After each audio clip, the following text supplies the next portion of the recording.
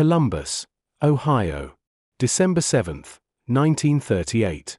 8 o'clock in the evening.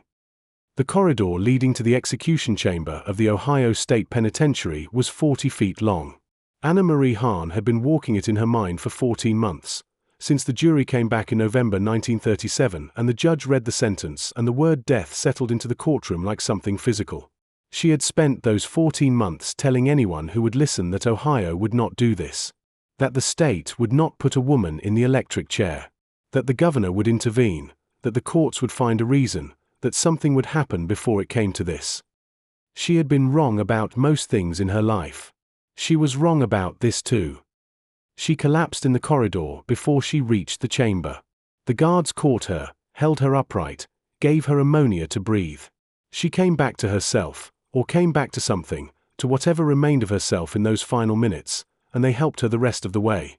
The prison chaplain, Father John Sullivan, walked beside her reciting the Lord's Prayer. She moved her lips with his. The prayer was still on her lips when they strapped her into the chair and the warden took his position. She looked at him. His name was Mr. Woodward, and she had met him before during the months of waiting, and he had been decent to her in the way that men sometimes are to people they are about to kill. She said, "Please don't. Oh, my boy. Think of my boy. Won't anyone, come and do something for me? Isn't there anybody to help me? Anyone? Anyone? Is nobody going to help me?" Nobody helped her. At 8:13 in the evening, the switch was thrown. Anna Marie Hahn became the first woman ever executed by the state of Ohio. She was 32 years old. In her cell, waiting to be found by her attorneys, were 4 letters she had written in the final hours. They were confessions, full ones, detailed ones, the kind that could only have been written by someone who had arrived, at the very end, at something she was no longer willing to carry alone. They expressed, in careful language shaped by awareness that many people would read them, something close to remorse. They expressed, at greater length, her concern for her son Oscar, who was 12 years old and would now have no parents. The attorneys sold the letters to the Cincinnati Enquirer on the condition that the proceeds go into a trust fund for the boy. The Enquirer agreed. The letters were printed. Oscar eventually found a foster family, lived a quiet life in the Midwest, and served in the Navy during the Second World War. He never spoke publicly about his mother. The confession confirmed what the trial had already established. Between 1933 and 1937, Anna Marie Hahn had poisoned at least 5 elderly men in the German immigrant community of Cincinnati, Ohio. She had done it with arsenic and croton oil, administered in food and drink, in the homes of men who trusted her absolutely and had invited her into their lives as a caregiver and a companion. She had done it for their money, their savings, their insurance policies, their estates, the small careful accumulations of decades of working-class immigrant life, and she had spent much of what she took at the racetrack. This is the story of how she did it. Of the men who died. Of the community that did not see it coming and perhaps could not have been expected to. And of the question that sits at the center of the case, still unanswered after 87 years. How a young woman from Bavaria arrived in Cincinnati in 1929 and became, in the space of 8 years, this particular thing. And whether anyone, at any point, might have seen it coming. Before we go further, if you found this through the algorithm and you're still here, there's a good chance you've watched something from this channel before without realizing it. Check now whether you're subscribed to Glen. Most people aren't. It takes 1 second and it means the next story finds you instead of you having to go looking for it. Anna Marie Filser was born on July 7, 1906, in the Bavarian town of Füssen, a small and prosperous place on the edge of the Alps near the Austrian border. She was the youngest of 12 children, though 5 of her siblings had died before she was born, so she grew up in a household shaped by loss as much as by comfort. Her father George was a furniture manufacturer of some standing in the community. The family was not wealthy in any expansive sense, but they were established, and in a small Bavarian town in 1906, establishment meant something specific: a good name, a recognized position, the weight of respectability. Anna was, by all accounts that survive her childhood, pretty and charming and socially adept in the particular way of youngest children in large families, skilled at reading rooms, at knowing what people needed to hear, at presenting herself to advantage without apparent effort. She was also restless in a way the town could not contain. She wanted more than Fusson offered. This was not unusual. It was simply the quality that would eventually collide with everything else she was. When she was around 19, she became pregnant. The identity of the father has never been conclusively established. Anna told her family that he was a Dr. Max Maczicki, a prominent cancer researcher from Vienna, and that he had intended to marry her but had proved unavailable, already married, she sometimes said, or simply unwilling to acknowledge the child. No record of a Dr. Maczicki was ever found. No physician of that name appears in any Viennese medical register of the period. The story was, in all likelihood, a fiction constructed to provide the pregnancy with a respectable frame. It was Anna's first recorded exercise in the art of telling people what they needed to hear. Her family was scandalized regardless. A pregnancy outside marriage in a respectable Bavarian Catholic family in 1925 was a social catastrophe, not a private matter, and the family's response was practical rather than warm. They would keep the child, a boy named Oscar, and they would send Anna to America, where relatives in Cincinnati could take her in and where the scandal could be placed at sufficient distance from Fusson that the family name might recover. Anna left for Cincinnati in 1929, leaving Oscar with her parents. She was 23 years old, spoke almost no English, and carried with her the combination of charm, ambition, and willingness to construct whatever narrative the situation required that would define everything that followed. Cincinnati in 1929 was a city with a substantial and tightly knit German immigrant community concentrated in the neighborhood of Over the Rhine on the north side of the city center. The community had its own churches, social clubs, newspapers, networks of mutual aid and introduction. It was, in the specific way of immigrant communities, a world that could be navigated by someone who understood its codes and spoke its language. Anna understood both from the moment she arrived. She moved in with relatives named Max and Anna Doschel, who helped her find her footing. She met Philipp Hahn, a fellow German immigrant who worked as a telephone operator, and married him in 1930. She returned briefly to Germany to collect Oscar, who came to Cincinnati to live with them. For a short time, the shape of the life she was supposed to be living appeared to be assembling itself. The husband, the child, the community, the bakery business they ran together in the German district. Philip fell ill not long into the marriage. A mysterious illness, characterized by the kind of prolonged stomach cramping and weakness that arsenic poisoning produces, and that in 1930 was easily attributed to other causes. His mother was visiting at the time. She saw her son's condition, grew alarmed, and insisted he go to the hospital immediately. She took him herself, over Anna's objections. Philip survived. He recovered fully.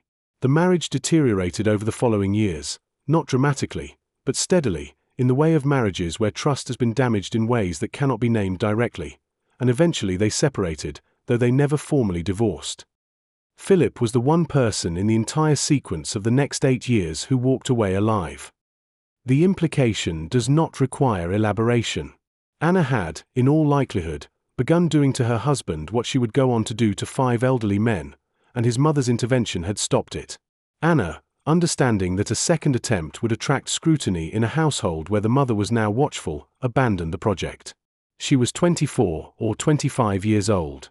She had already identified what she was willing to do and had already found that it worked, up to a point, and had already learned the lesson that the point required managing carefully.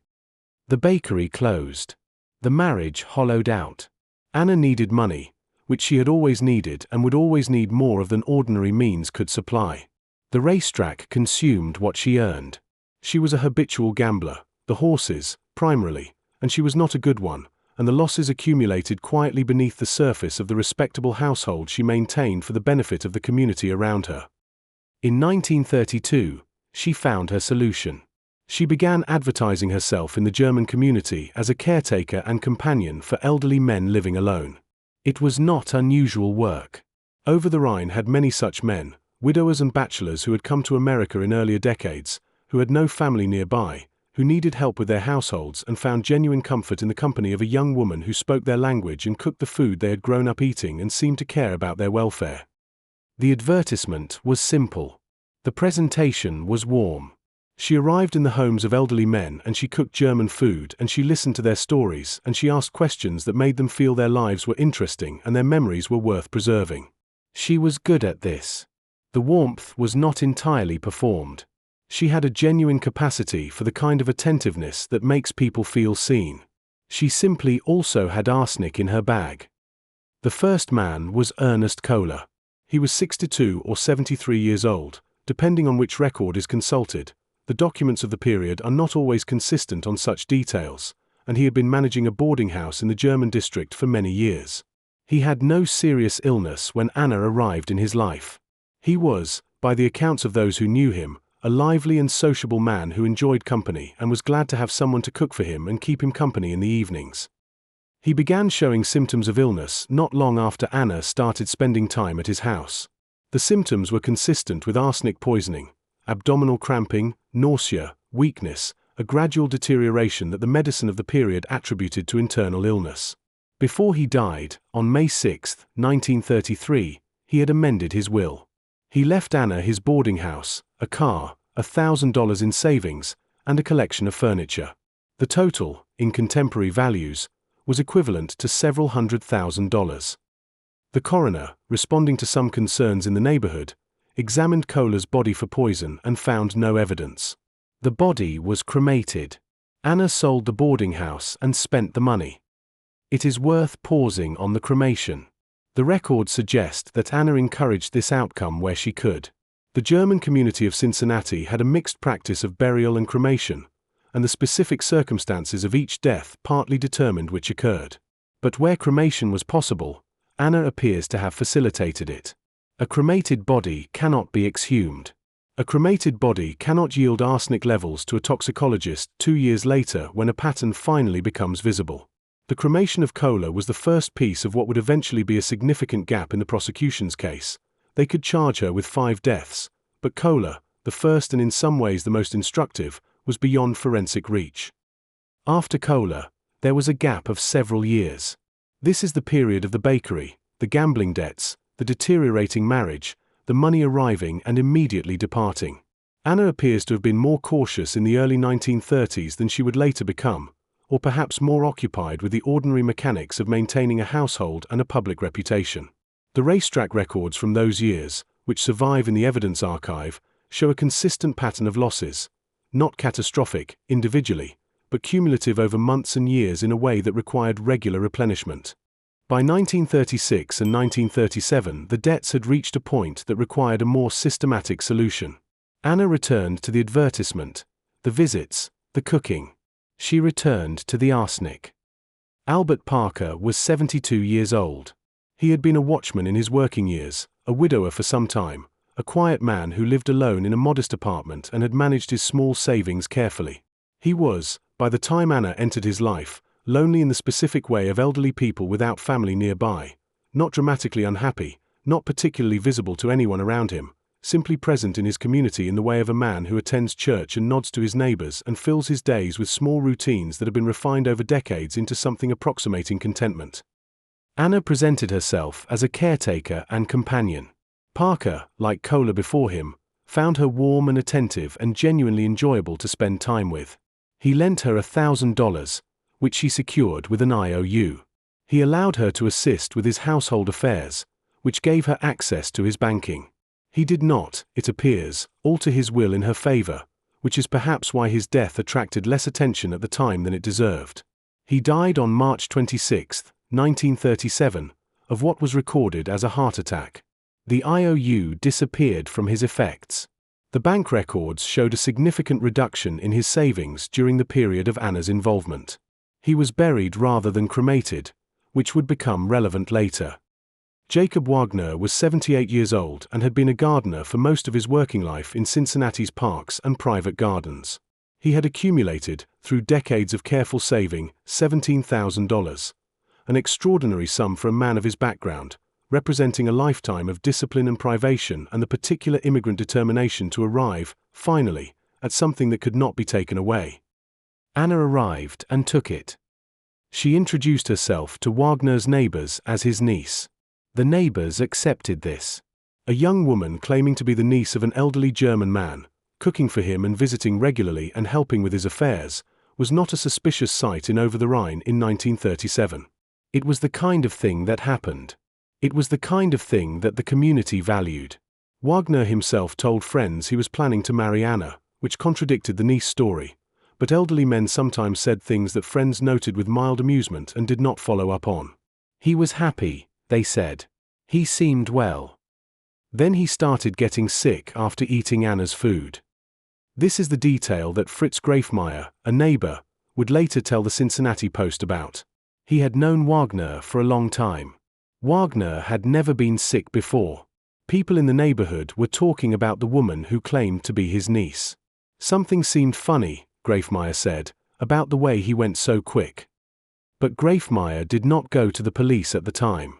He told his neighbors. His neighbors told each other. The community talked, in the way that communities talk, with concern but without action, because action would have required someone to make an accusation, and making an accusation about a respectable young woman caring for a lonely old man in your neighborhood was not a comfortable thing to do on the basis of a feeling that something seemed funny. Wagner was hospitalized with acute abdominal distress in the weeks before his death. He was treated and discharged. He went home to the apartment where Anna cooked for him. He died on June 3, 1937. His will, amended in Anna's favor, left her $17,000. The will described her as his beloved niece. George Gselman was 67 years old, a factory worker who had lived in Cincinnati for decades.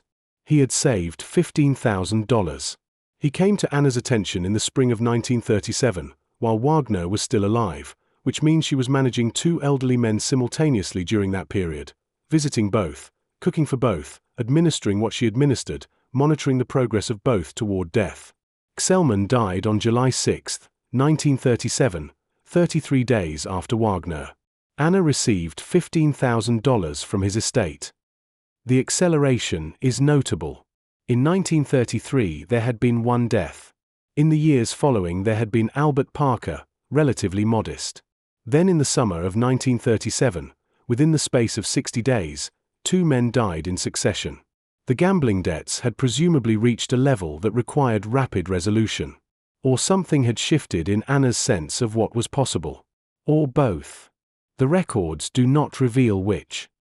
George Obendorfer was 67 years old and made shoes.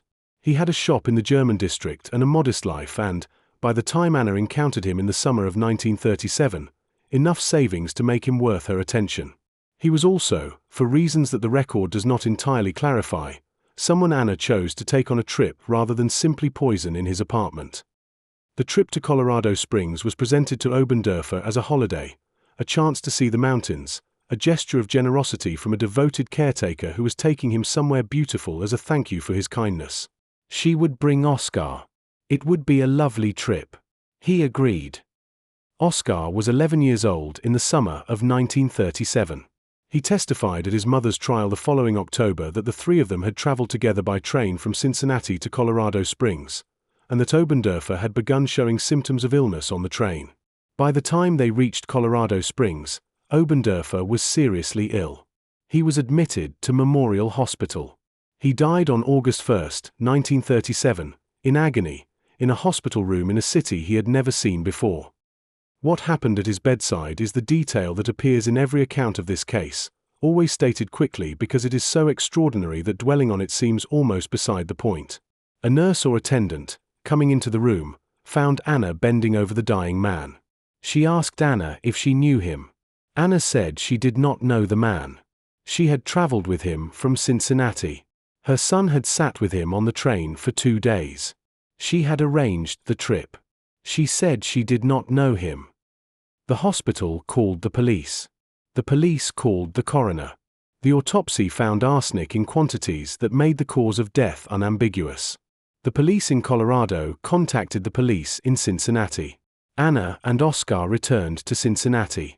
The detectives were waiting at the station. A search of her home found what one detective described in his notes as enough poison to kill half of Cincinnati. Bottles of arsenic. Bottles of croton oil, a different poison, faster acting, that she appears to have used in combination with arsenic in some of the later deaths. Forged documents. Altered wills. Letters and bank records documenting the movement of money from dead men's accounts into accounts she controlled. Racetrack stubs, dozens and dozens of them, the paper trail of where the money had gone after it arrived. She was arrested on August 24, 1937. The trial opened on October 11, 1937, in the Hamilton County Common Pleas Court. The prosecution charged her with Jacob Wagner's murder, one charge, cleanly prosecuted, with the clearest forensic evidence, but persuaded the judge to allow evidence of the other deaths to be presented to the jury as context. This decision shaped everything that followed. The jury would hear about 5 deaths, not one. They would hear about the money, the forged wills, the poison bottles, the racetrack stubs. They would hear about the pattern. 113 witnesses testified over the 4 weeks of the trial. The coverage in Cincinnati's 3 daily newspapers was extensive enough that the case became a national story, picked up by wire services and reproduced in papers from New York to Los Angeles. The press reached for the language of historical precedent and settled on blonde Borgia, a reference to Lucrezia Borgia and the Renaissance tradition of female poisoners. Cincinnati's Angel of Death appeared in several headlines. Female Bluebeard in others. The nicknames reflected the press's instinct for dramatic framing and its inability to find a precise contemporary equivalent, because Anna Marie Hahn was not quite like anything that had appeared in the American record before. She arrived at court each day carefully dressed and carefully composed. The hair was neat. The clothing was clean and pressed. The expression was dignified, the expression of a woman bearing a terrible injustice with the composure of someone who knows that composure is what people expect. She had been performing respectability for the German community of Cincinnati for 8 years. The performance held, externally, throughout the trial. She sat without visible distress. She cried at appropriate moments, not excessively, not in a way that strained credibility, but sufficiently, in the measured way that a wrongly accused person might cry when confronted with evidence she could not explain. She maintained throughout that she was innocent. She had cared for these men, she said. She had cared for them with genuine devotion. She had loved them in the way that a devoted caretaker can love the people in her charge. She had not poisoned anyone.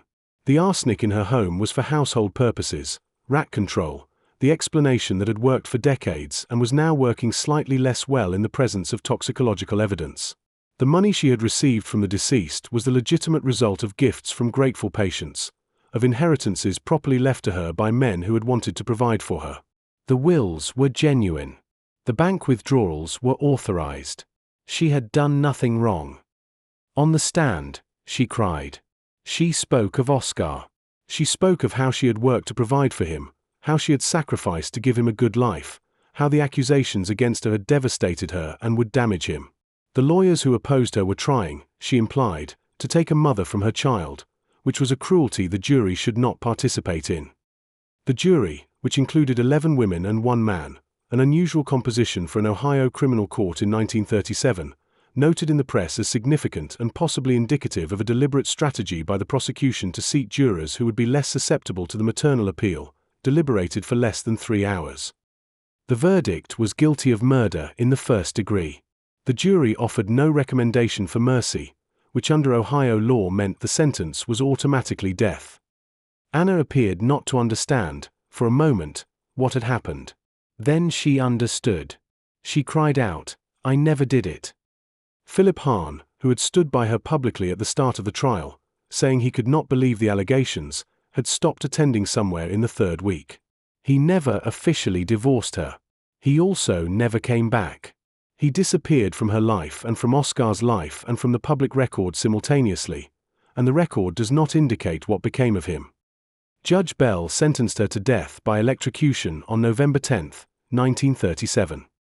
The 14 months between the sentence and the execution were filled with appeals and petitions that went nowhere, and with a transformation that may or may not have been genuine. Anna became devout. She prayed visibly and regularly. She corresponded with spiritual advisors. She wrote letters expressing faith and remorse in language that was carefully shaped and yet may also have been honestly felt. The two things are not mutually exclusive, particularly in someone facing death and reaching for whatever is available. Her attorneys filed with the Ohio Supreme Court. They filed with the United States Supreme Court. They wrote to Governor Martin L. Davey requesting clemency on the grounds of her religious transformation, her role as a mother, the unusual nature of executing a woman. Davey denied the request on December 6, 1938, 1 day before the execution. The Supreme Court declined to intervene. During those 14 months, Anna spent what time was permitted with Oscar. He visited regularly. She was, by all consistent accounts, genuinely devoted to him, the one constant in a life otherwise characterized by the treatment of people as means to ends. He had been the reason offered for everything: the gambling debts she needed to pay, the household expenses she could not meet on Philip's salary, the future she was trying to secure.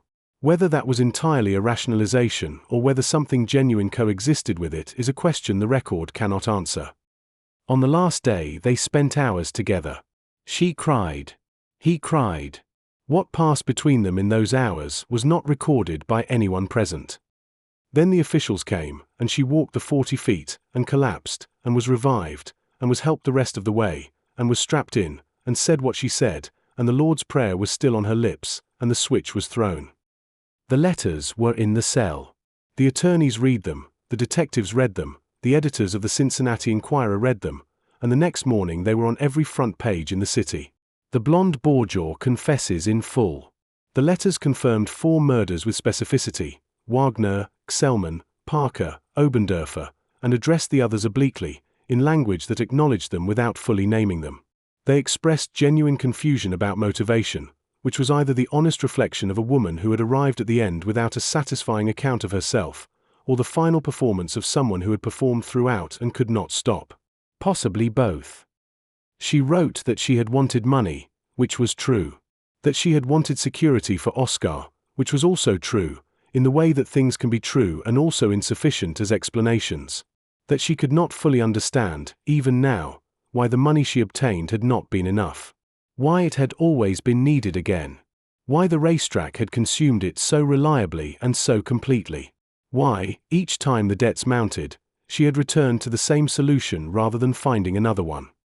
This is the part of the confession that received the least attention in the press coverage of December 1938, because it was the least dramatic part, and drama was what sold newspapers.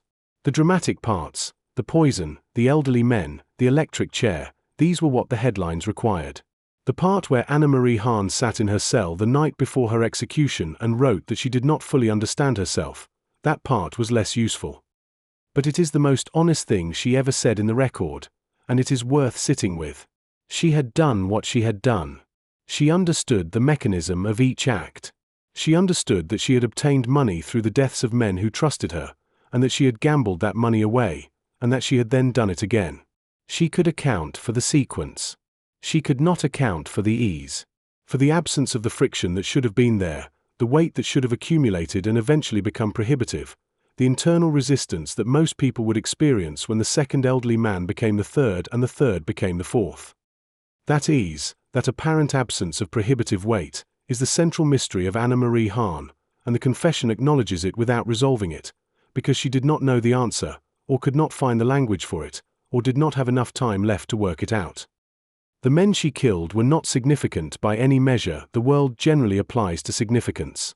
Ernest Kohler had managed a boarding house. Albert Parker had been a watchman. Jacob Wagner had tended Cincinnati's gardens for decades. George Xellman had worked in a factory.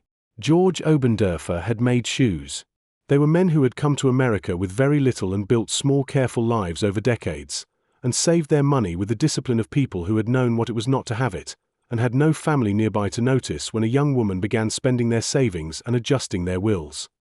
They had been, in the most literal sense, invisible to the systems that might have protected them. The German community of over the Rhine was attentive in the way that immigrant communities are described as attentive, but attentiveness is not the same as surveillance, and the elderly men who lived alone in their apartments were not closely observed by anyone except the woman who came to cook for them. Jacob Wagner's neighbors talked about him getting sick after Anna's food. They talked to each other. None of them called anyone with authority to act on the information. They were not negligent. They were operating within the social architecture available to them, which did not include a mechanism for acting on the suspicion that a respectable young caretaker was poisoning an old man in his apartment. The medical establishment was not designed to question deaths that presented as natural in the bodies of elderly men. The legal system was not designed to notice that the same woman had appeared in the lives of 5 elderly men in succession and that each of them had died while she was caring for them. These systems were functional in the sense that they did what they were designed to do. They simply had not been designed to see this particular pattern. The pattern required a reporter asking questions and a coroner ordering an exhumation, and the arsenic in Jacob Wagner's body doing what arsenic does in a toxicological analysis. That sequence was what activated the machinery that eventually led to the corridor and the chair. The machinery of justice worked. It worked too late to save anyone. The racetrack stubs in Anna's home were counted and catalogued as part of the evidence. There were dozens of them, covering several years, representing losses that accumulated into a figure the prosecution used to establish motive. The racetrack was in the Latonia neighborhood of Cincinnati, a short drive from over the Rhine, and Anna had been there regularly for years. Her fellow gamblers, interviewed after her arrest, remembered her as a regular presence, friendly, unhurried, not distressed in the way of gamblers who could not afford their habit. She had appeared to have money. She had appeared to be a person for whom the losses were manageable. The losses had not been manageable. The losses had been the engine of everything.